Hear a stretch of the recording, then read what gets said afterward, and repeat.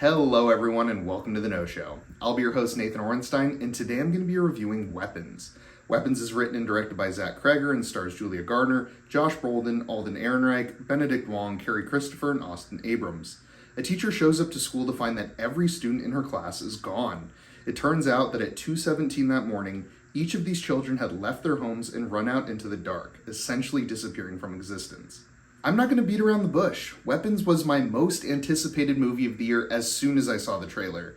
Not only was the teaser mysterious and eerie, but it was directed by Cregger, writer and director of 2022's Barbarian. If you're a horror fan, I'm sure you remember how big of a deal Barbarian was when it came seemingly out of nowhere, and how unpredictable and fresh the movie was as a whole.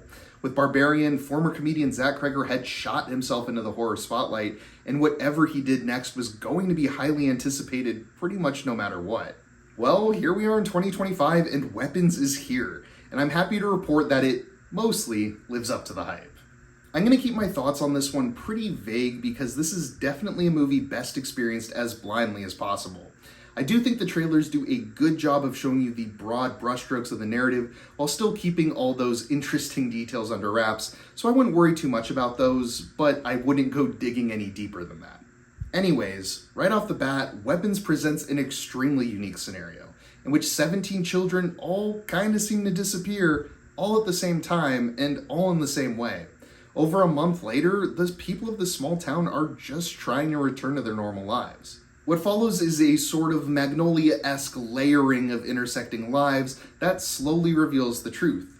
A disgruntled father crosses paths with the teacher, and the teacher crosses paths with the police officer, and so on. But you experience everything from their individual perspectives that slowly reveals this mystery, not so much in like a standard investigation sort of thing. I'll just leave it at that. While this isn't an entirely new way to tell a story by any means, it's, as far as I'm aware, pretty unique for the horror genre. Cregger once again shows that he's able to not only tell a very interesting story, but he's able to tell it in an exciting way that defies the expectations of a genre that, frankly, is full of expectations. Like with Barbarian, I never really knew where the story was going, and I was consistently on the edge of my seat just waiting to see what would happen next. And luckily, Cregger's talents as a director were enough to handle the boldness of his own screenplay, as he was able to balance these intersecting perspectives while still maintaining a brutal tension from start to finish. I would say that this film does lean a bit more mystery thriller than horror in my opinion, but that's not to say there aren't fantastic horror scenes and gruesome visuals scattered throughout. Regardless, Cregger is able to balance everything extremely well while never falling into a predictable rhythm, and Weapons cements him as one of the most exciting writer-directors in the genre today. That's not to say Weapons is perfect though, cause it certainly has its issues. I will admit though, my issues with Weapons are largely subjective and they could be moot points for some of you. I apologize for the vagueness here, but I just wasn't very into where the story ended up leading and how the final act plays out. There's a character that gets introduced in the back half of the film, and honestly, once they show up, I thought the story just lost a lot of its steam and didn't ultimately conclude in a satisfying way. I don't think it's poorly written or anything, or that the filmmaking itself runs out of steam. I just didn't personally find that final act to be particularly satisfying. Again, I'm sorry for the vagueness, and I acknowledge that this is highly subjective, but it's my review, so you're getting my unadulterated opinion. I can tell you that my friend I saw this with really didn't have many issues at all with how things wrapped up, so I can say from firsthand experience that my opinion isn't the only one out there, obviously.